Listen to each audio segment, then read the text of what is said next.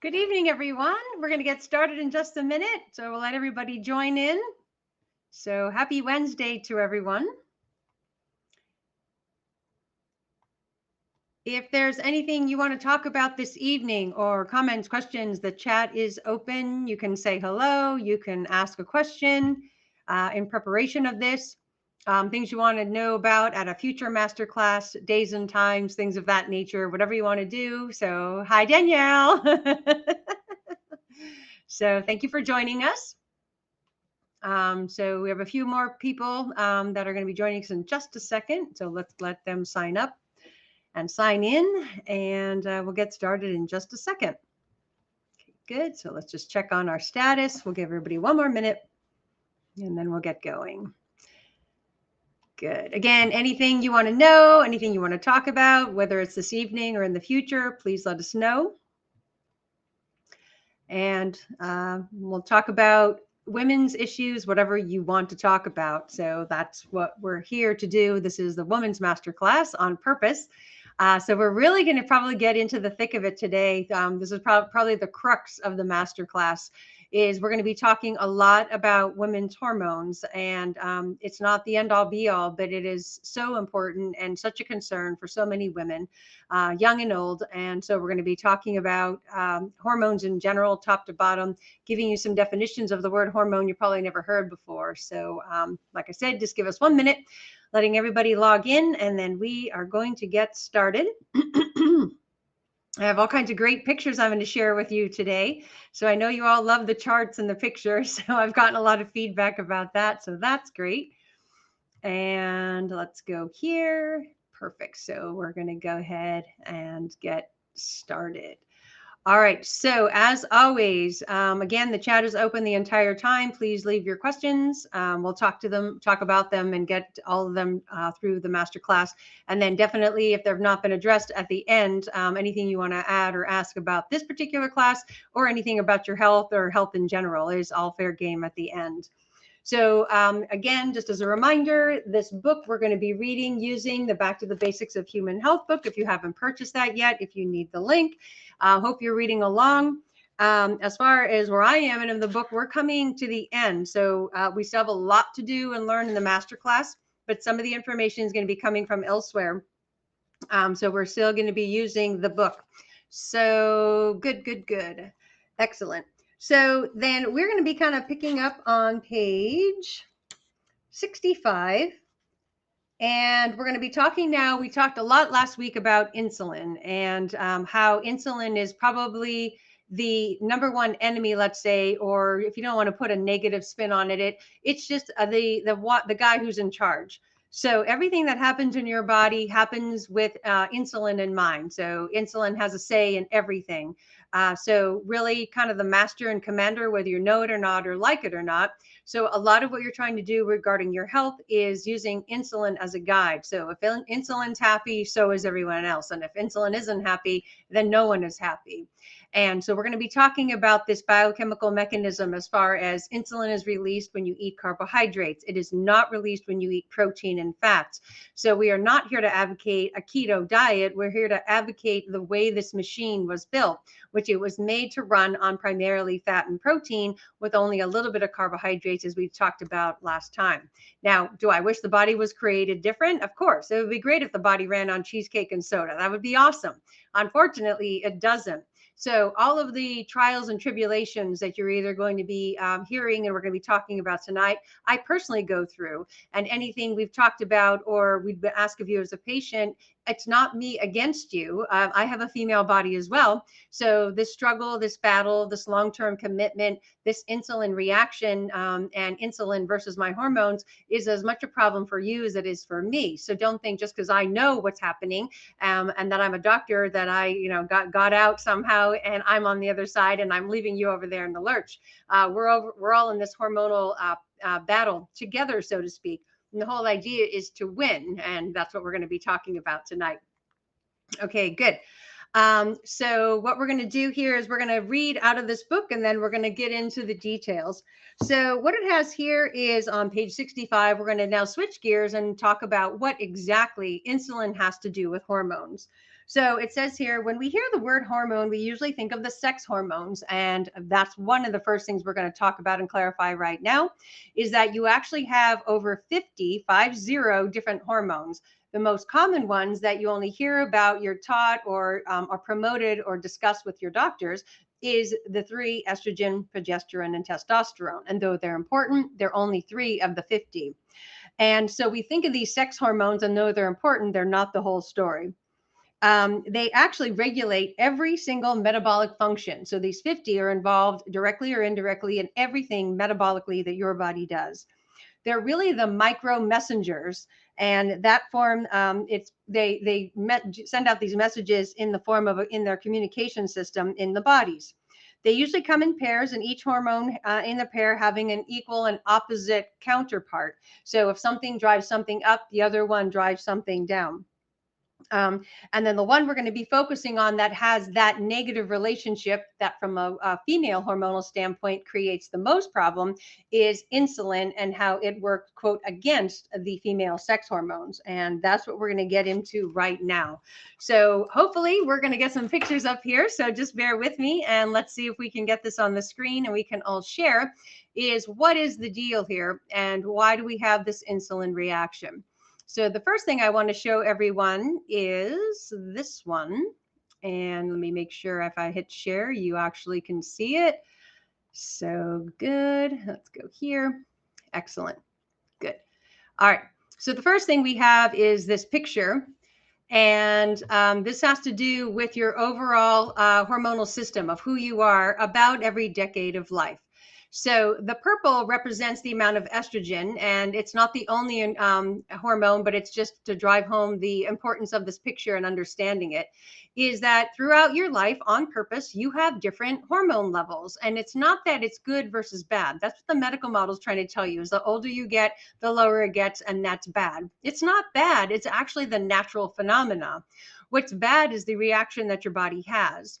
So overall, just so you know, you're about 9 to 10 different people in one lifetime. A man, he's a man from the day he's born to the day he dies. He does not go through puberty the same way. He does not go into the menstruation years, of course. He does not have babies, and he does not have the life after babies. That's primarily, of course, this is what the woman's body is about.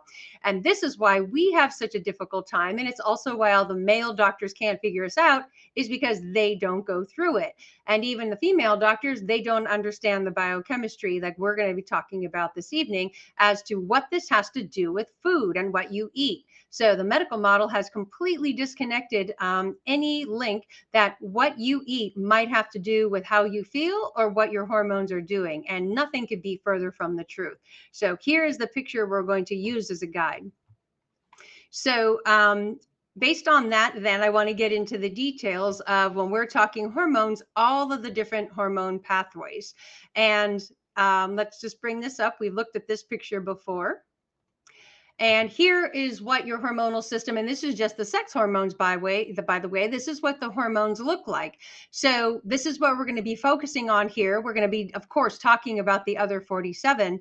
But what we're primarily concerned about is what is this doing to the woman and the woman's body? And then there was a question that came up in the chat already about breastfeeding and not breastfeeding and pregnancy and the increased risk of diabetes.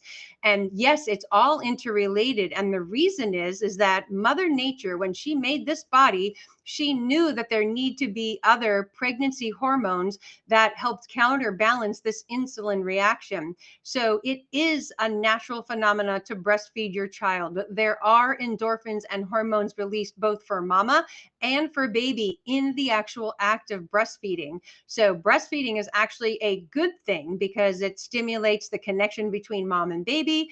Again, you have the natural endorphins, you have the natural connection, and you have all of the great things that are just that come along with breastfeeding in general.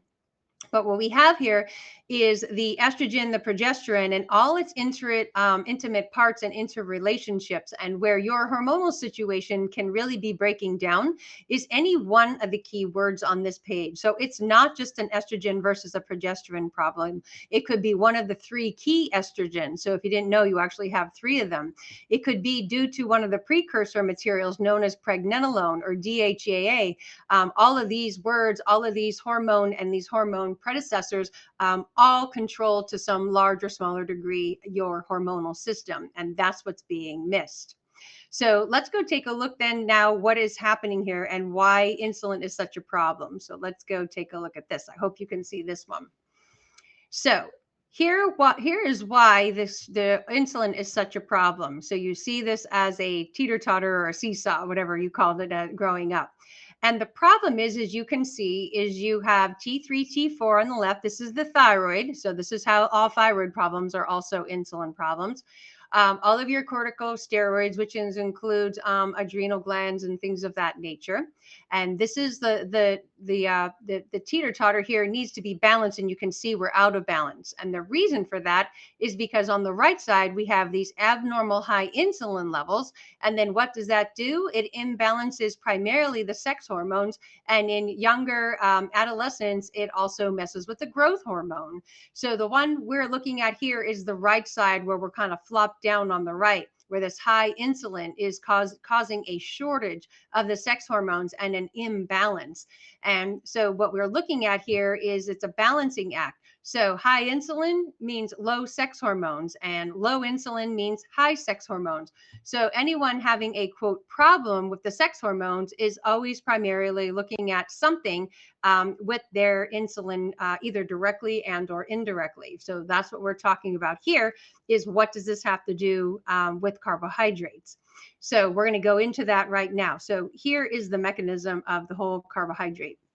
So first, what we're going to do is I'm going to read from a book. This is called Life Without Bread. I don't like the name of this book, by the way. That really does the book no justice. It sounds like it's like, oh, forbidden, like taboo, and bread is bad. But it's like, without, it's a little bit harsh.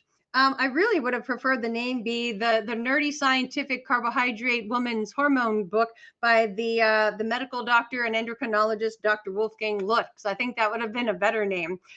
So the concepts and the principles in here, I love. It's all based on science. I encourage you to get a copy. Again, it's Life Without Bread, and I have tabs what we're going to be talking about here today.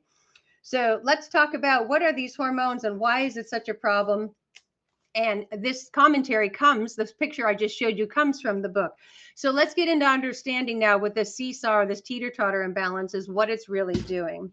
So the book says here, the continual consumption of carbohydrates may also explain why some people become less sexually active as they age. So we think it's just old age. But the more insulin they produce from overconsumption of carbohydrates, the lower the levels of the sex hormones, what we just talked about. It's very possible that all that may be needed to increase one's sex drive is a reduction in carbohydrate consumption. So again, we're not just here to talk about libido, but it's definitely a very important part. So now that we looked at this picture, we have shown that the hormonal imbalance from excess carbohydrate consumption is the primary event that leads to not only hormonal imbalances, but now any of the hormone-related diseases. Many of us have experienced this imbalance. It's often associated, first and foremost, starting out with irritability and crankiness. But women experience these changes, of course, near their menstrual cycle. It's just one example of how imbalanced hormones can affect our daily lives. So it goes on then to talk about that it actually can then lead to any of the more serious hormone imbalance situations and or diseases or diagnoses you can get. And whether that's fibroids or PCOS or, God forbid, one of the estrogen or ovarian cancers and everything in between. So the whole idea is when you're asking yourself, why did I get this hormonal imbalance? What you have to be taking a look at is most likely it was caused by too much insulin. And the only way, again, that you can have too much insulin is by eating too many carbohydrates. So to a large degree, these hormonal situations that women are experiencing were self-induced by bad or incorrect dietary habits. And a lot of it has to do with just misinformation, miseducation, or no education. So we're not here to blame the woman for making these mistakes, but this is the whole point behind the master class, is finally shedding light on what hasn't been told, or has been purposely withheld from you, is that the direct correlation is eating carbohydrates increases insulin, and increasing insulin decreases sex hormones. And that's what we're looking at. So whether that's during a pregnancy, an adolescent with difficult menstrual cycles, this is someone with a diagnosis, again, of the PCOS, endometriosis, or something more severe. What we know to a large degree is that the mechanism that got the whole catalyst and the ball rolling, so to speak, was too many carbohydrates. And again, as we had talked about last time, quality does not matter. So when your body gets a carbohydrate and it hits the stomach and it hits the hydrochloric acid, your stomach lining and your hydrochloric acid do not care whether that came from an organic carrot or a Hershey bar. At that point, it's just biochemically looking at the raw molecule, and all it sees is sugar. So it's not a matter of organic versus not organic, healthy, or even complex sugars. Complex carbohydrates just take longer to digest, but the secret is they still need to be digested. So maybe you don't have an immediately a sugar rush of 56 molecules of carbohydrates turning into sugar, but over the next 2 to 3 hours, you absolutely have all 56 that will eventually turn to sugar. So the mistake is that whether it happens instantaneously or 3 hours later, you still have to secrete insulin in order to take that extra sugar back out of the bloodstream and balance your sugar levels again in the bloodstream. So let's get into the specifics then. How does this occur? So we're going to go back. I'm going to share my screen here, and let's go to some other goodies. Let's go here. So let me see if I can open this up. Looks like I have to get the picture first. So let's go here. So what we have is an explanation of what we're talking about here. So let me go share. Okay, good. Hopefully it's there now. And it is. Okay, perfect. All right. So this is out of the actual women's wellness course that I give and do. It's part of everyone's package when you are a patient of mine. And what we see here is, despite what we've been told about losing weight as well, first and foremost, just going back in a recap from what we talked about last week, it's not just a matter of eat less and exercise more. We're going to talk about the quality component and where the insulin falls in. So millions of women are made to feel bad by this common misconception that they just need more self-control when it comes to weight loss. And often the real key to the losing weight and gaining energy, improving your mood, lies within your hormones. And that's what we're putting together here. Weight loss resistance is very often hormonally based in women. So in this particular module, I talk about in detail, we're going to cover here as part of the master class, is how hormones have the greatest effect on your weight, not to mention your mood and happiness. But we're going to get into the biochemical mechanism of how that occurs. So let's go ahead now, and we're going to continue to read on here, and we'll see how this all comes together in just a second. So let's go here. Okay, good. Excellent. So excellent. Go. So what we have here is the keto hormones being involved in this metabolism that we were just talking about. And of course, so many women want to lose weight. And remember, I said it's above and beyond just the 3 common sex hormones. Another key player, probably even more important than estrogen, progesterone, and testosterone, is cortisol. Cortisol is one of the main hormones that plays a role in weight and metabolism. We learned a little about this in the module that we do prior in this course on stress. So the cortisol is released. We talked about that last week in our master class, that when you get stressed out, cortisol is released. And we know that most of us have way too much chronic stress, and our cortisol is off as a result. So high cortisol levels cause a lot of trouble over time, depleting the brain chemicals like serotonin, interfering with sleep, and causing you to store fat, especially in your belly. Not to mention brain fog, memory loss, and everything else that goes along with the brain. This high cortisol is also linked to depression, food addictive behaviors, and sugar cravings.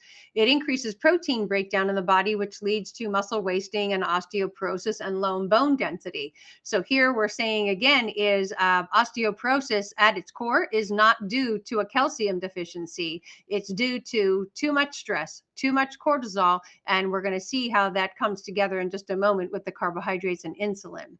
So long term, of course, if it increases, it risks your chances for hypertension, high cholesterol, and heart disease. It suppresses your immune system, which so many people get sick because not because of there's a bug or a flu going around. It's because your cortisol is too high and it's suppressing your immune system. So this can lead to increase in not only immune system reactions such as a cold or flu, but allergies, infections, and just even cancer. So all cancer is a severe suppression of your immune system.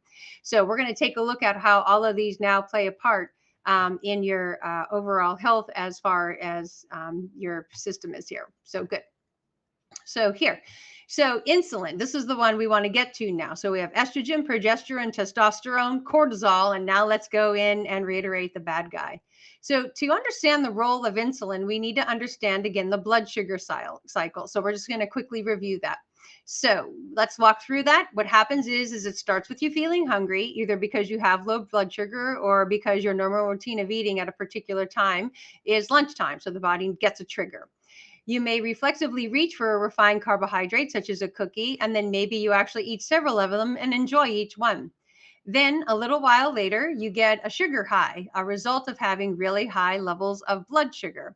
But your body doesn't like the situation at all. In fact, it reacts as if it's an emergency, recruiting the pancreas, which is the organ that secretes the insulin, because there's too much sugar in the bloodstream. Basically, when blood glucose increases, insulin is released, and that's what we have been talking about.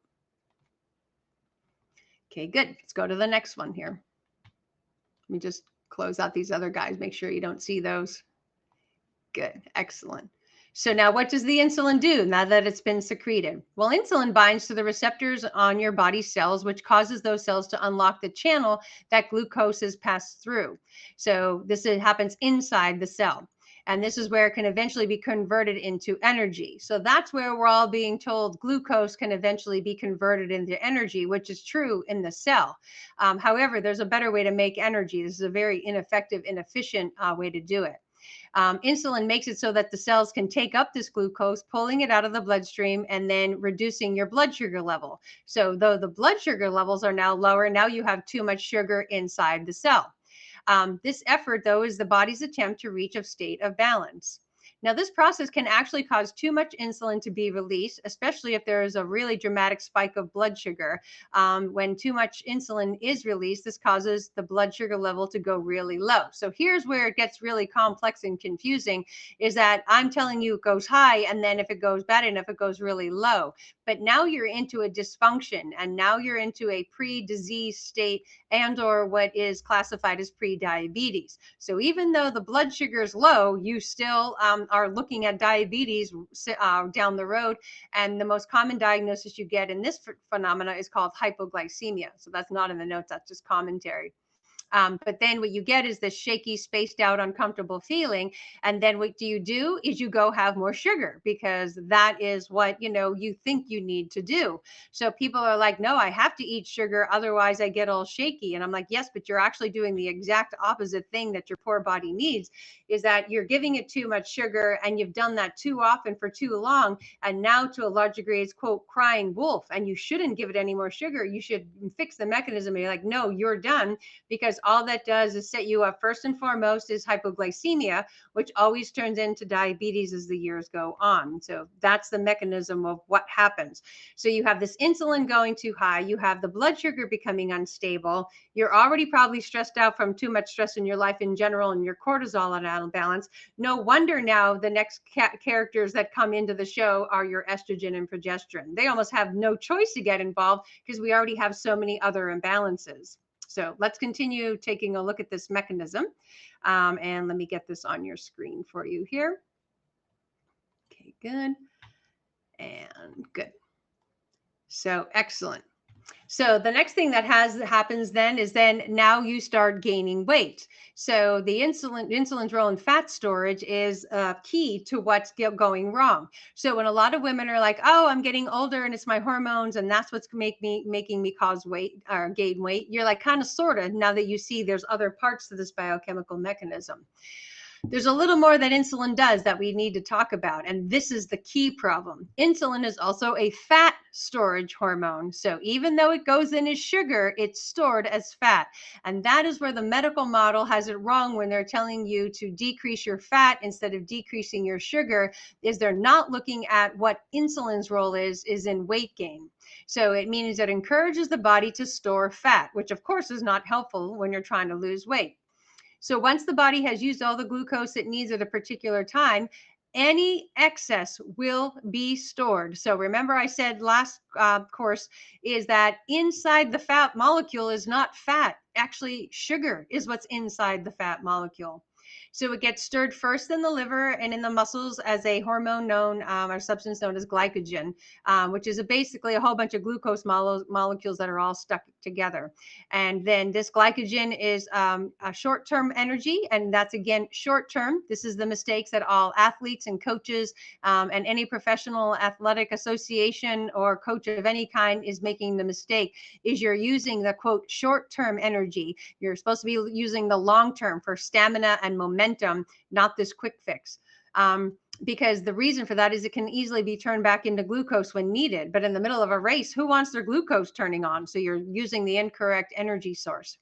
So if all of this glycogen stores, all this sugar in your muscles and liver are full, then the body turns the rest of the sugar into lipids and or fat.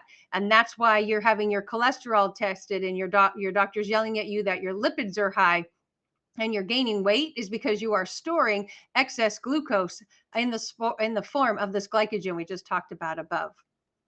And fat is a long-term energy storage, and it isn't easily converted back. This is why it's so easy to gain weight but so difficult to lose weight. Is it's easy to put a whole bunch of sugar in there really quickly, but then what your body has to go through biochemically to go store it is very complex, and it takes a long time. So when you're trying to lose weight, yes, it's going to be 3 to 10 times harder to get it back out, because you see here it says fat stores are tough to shift, and this leads to obesity. So the amount of time it takes to create the damage is far less than what it takes to reverse the damage. And of course, we have this blood sugar roller coaster that we had just talked about.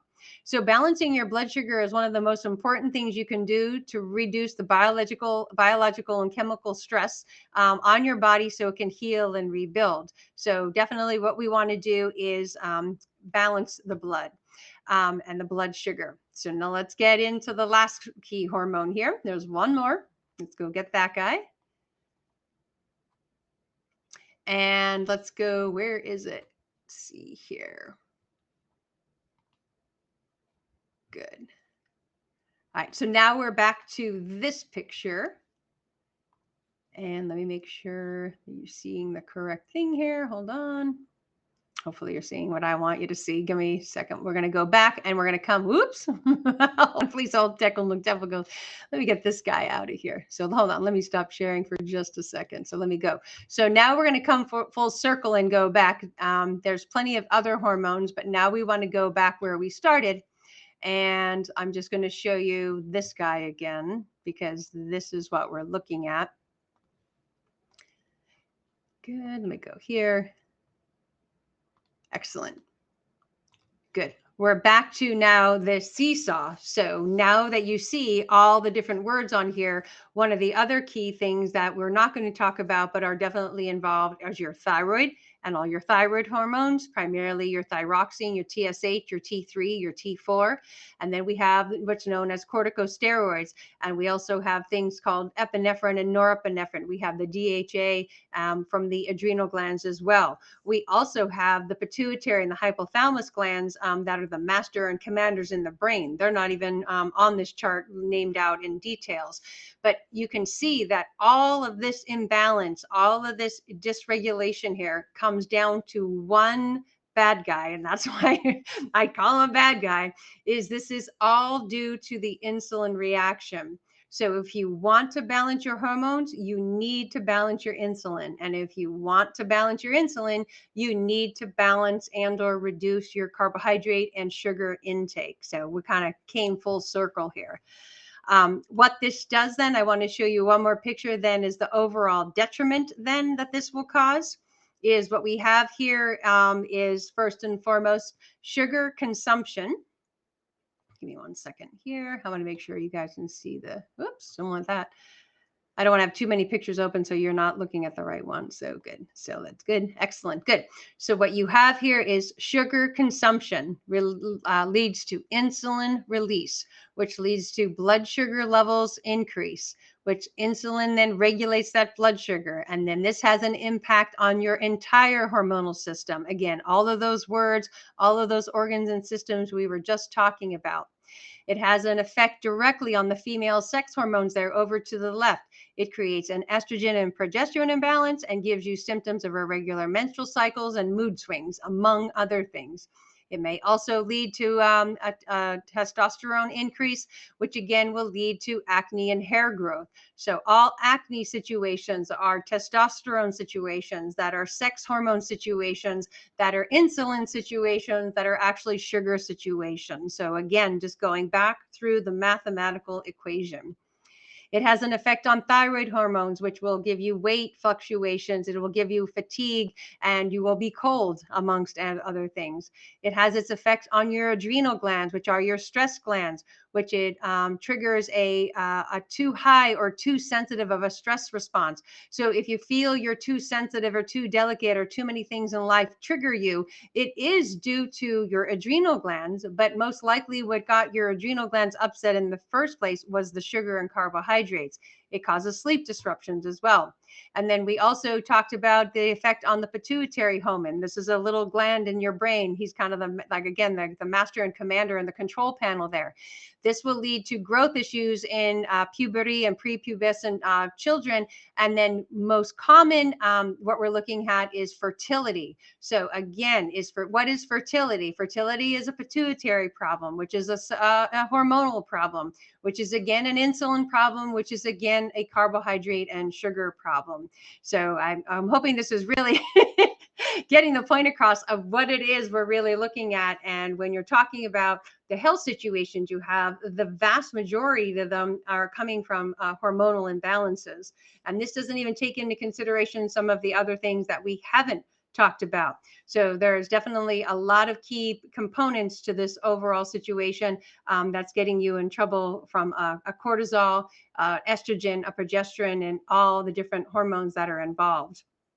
So this is why, and the whole point behind explaining and teaching all of this to you, this is why you can't figure yourself out, nor can your doctors. It's because nobody's doing this. Nobody's talking about this. Or some people are, but one, they don't understand the mechanism fully and completely, or two, that they do, and they actually don't know what to do about it. So there's many key components to this. Is it's not just knowing about the sugar, which is, of course, definitely beneficial and the starting point no matter what. So that's something you can also start controlling today, is modifying, managing, reducing your carbohydrate intake overall.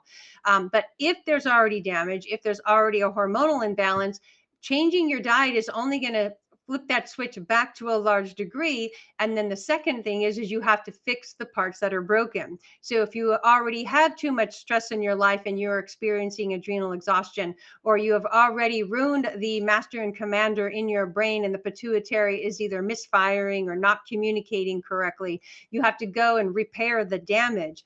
So it definitely, diet is key. Sugar reduction is key, but the next part is, and that's what we do as far as our natural health improvement programs. As those of you watching, we also now have to heal and rebuild and fix any damage that was created. So changing the diet, absolutely 100% has to be part of it, but it's only part of the story. Then we have to go find out what organs and systems exactly, whether that be through the body examination that I do in the office, and or with functional medicine lab tests. We need to go see where the damage has been done: thyroid, adrenals, pituitary. It could be even the gut, the small intestine, the gut flora, the liver, the pancreas. As we had talked about in the first class, master class, remember the whole picture, I'll go grab it, is that anything can cause anything. So I'm hoping this is now making more sense to you. Why we gave you that is what you're really looking at as far as where the real problems are coming from. So let me see if I can go find my anything can cause anything. Maybe it was the second class. Hold on. But it was important. Yep. Let me go grab this guy.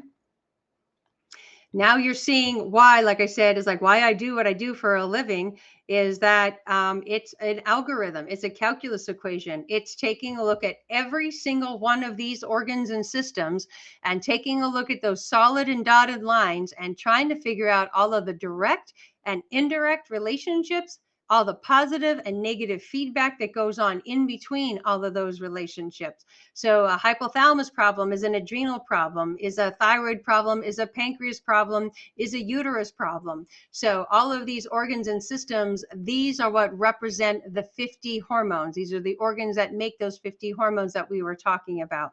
So it's not estrogen and progesterone, it's those two plus the other 48 that happen either directly or indirectly. It could literally be a detox problem. I see that so often. So many times the root cause of your hormonal imbalances is due to not detoxing out the hormone metabolites once they've been created. So what happens is whether it's week 1 of your cycle month or week 3 or 4, we don't even care where you're at, is each week you're secreting different hormones. And a lot of times the hormonal imbalance is coming from not excreting out those residues once they've been used.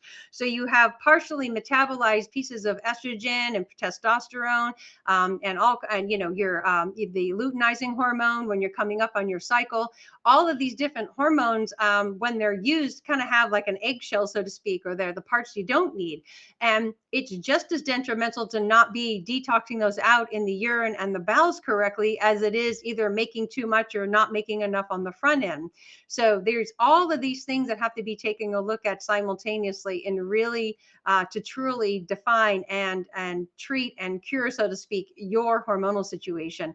Is that once we know what we're really looking at, what organs and systems are involved, which of the 50 hormones are playing an intimate role, and how much of this is all being created by insulin, once all that information is known, we can make a correct assessment and we can come up with the exact right personalized natural health improvement program to get it all handled.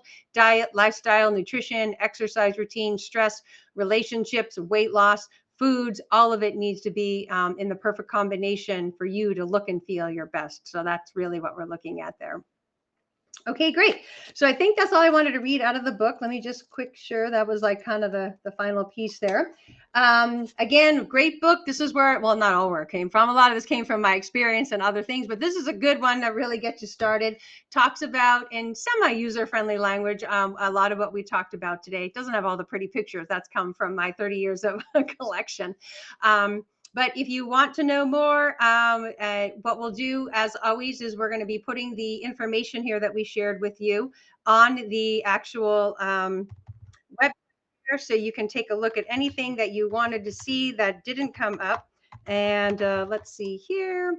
You can go to this. You have to log in. You have to put in your username and password. This isn't just for everyone, but you can go take a look at that and get all of the things. So I see some people said it isn't you can answer now. So it wasn't changing. You didn't see any of the beautiful pictures I put up. So yes, no, none. I don't understand why. Oh my goodness. All right. So let me just see. Give me 1 second. Let's see here. Well, thank you for listening. At least you have that. Let me go see. Let's go here. Good. And let's go. We'll just try one more time here. So good. So let's go here. Good. Wow. I don't know. I mean, I'm hitting screen share and it's telling me it's sharing. I don't know what's wrong. I do apologize for that. Let me see. Let's see here. I just don't know why it's not working. Give me 1 second. I tried to fix it.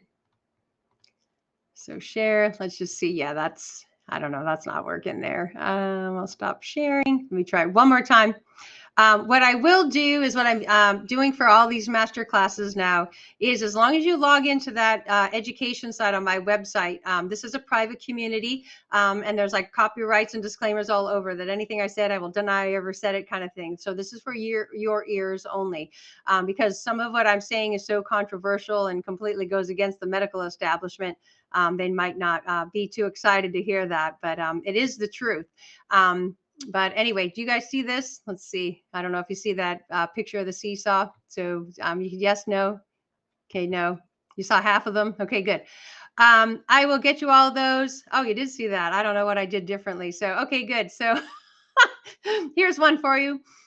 This is the seesaw that I was talking about, is that you have all of the hormones, and when things are out of imbalance, remember the key here is in the center where it says abnormal high insulin levels. So this is what we're looking at. And let's go see then. I'll show you. I don't know why. Let me just try another one here. A lot of it you didn't need to see because I was just reading off of the slides. It would have been just nice. But let's just see. Let's see. Can you see this? Good. So let's see. Go back. Okay, good. No, you see that guy. I don't want you to see that one. I don't know how to get the other one. All right. All right. I'll just put them in anyway on the drpuskar.com education. If you go there, what you'll see is it'll say masterclass, and then you'll just see all the ones that'll be called hormone this and hormone that. And down below, what I am doing, they won't be immediately available, but anything that I said on this video that was really inappropriate, I cut out.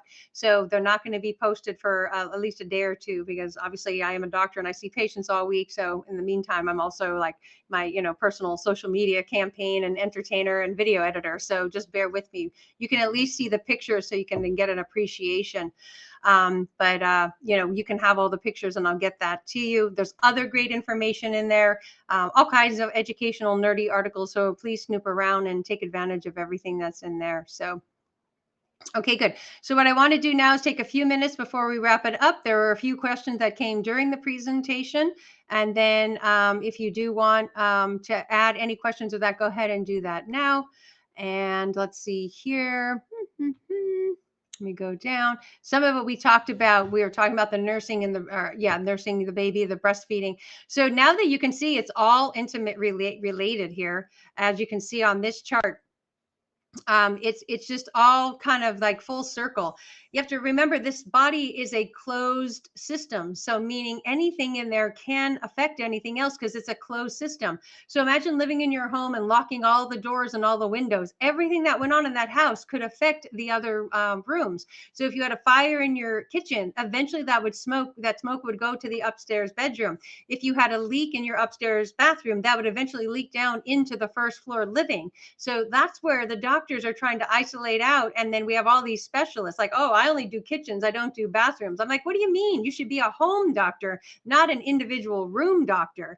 And that's what I do. That's what functional medicine is all about, is going back to the way the original body was designed and treating your body like a home and being the master contractor or contracting supervisor of the whole home project. You have the subcontractors, of course, that do room to room, but someone has to be in charge of the whole machine or the whole home. And that's where you, one, because it is your machine, but two, this is my opinion of what the doctor should be, is he should really be able to understand you top to bottom, because you're one big thing. You're not individual parts. My nose and my ovaries are just two different pieces of the same home or the same machine. And that's really where the medical model breaks down, is trying to isolate this out. So great. And let's see here. Yes. So question. Yes. We talked about endometriosis. So what we're looking at is the root causes. So as we talked about, endometriosis is a hormone situation. The hormone situation is the sex hormones. Sex hormones go out of balance due to too much insulin. Insulin becomes too high because of eating too many carbohydrates. So if you just take out all of those equations in the middle, what we know is that any hormonal diagnosis, female diagnosis, will equal too many carbohydrates in the diet. So again, doesn't matter good, bad, organic, not organic. It's too much sugar in the bloodstream. And then the more sugar you have, the less hormones you have, and the less hormones you have to go come to your defense, whether that's to boost your immune system, make you happy, or give you a menstrual cycle. There's not enough of it floating around because insulin is in the way. All right, good. Somebody commented, manage your stress has really helped. It does really help because cortisol is, he's a bad guy, not as bad as insulin. But yes, a whole part of being a patient of mine, our program and our women's wellness course is all about the role that stress plays. And we're only not talking about external stressors. We're also talking about the internal stressors of things that are already going wrong on the inside. Pain causes cortisol to be released and it will create a stressful situation. So if you're in pain and you have a nasty boss, now you have like double to triple the amount of stress. And then your body's natural response to that is to excrete cortisol to try and cope and compensate. So yes, definitely getting your stress handle is part of the situation. Okay, great. So that's the end of the questions. If you have anything quick you want to say or ask before we wrap it up, I hope this helped really understand more yourself as a woman and what you're really looking at, and then how you have to be addressing yourself and keeping in touch with and balancing 50 hormones and not just 2 or 3, and that is all 50 working in combination between the correct diet, the correct lifestyle, the correct exercise routine, and the correct food plan. It's all of these things in combination that will make the most perfect you. The books I mentioned here were 2. First and foremost, the basic one, the patient guidebook here, handbook, Back to the Basics of Human Health. And then the other one, the nerdy one, it was Life Without Bread by Lutz and Ellen. So you can find this on Amazon. That's where I got it. So there are the 2 books. And then I hope this helped. So please join us again next week. Now we're going to be shifting out. Now that you know and everybody understands how your hormones work, we will be discussing hormones one more time next week. But we're going to be now at the tail end of wrapping up and then going into these other things that we didn't cover here tonight, is talking about a few of those other hormones that are not the female sex hormones, but that do have a direct effect. We'll talk a little bit more about cortisol, the thyroid hormones. We'll talk about, exercise and the other pieces and what you can do about the stress in your life. So we'll still be on the hormone topic, but we'll be getting out of the main event, so to speak. We now know what really causes these female health situations and what's going wrong in our hormonal system. And we're talking about all the little adjuncts and facets that go along with that. So otherwise, thanks again for watching. Enjoy the rest of your evening, and I look forward to seeing you again next Wednesday. So thanks, ladies. Bye.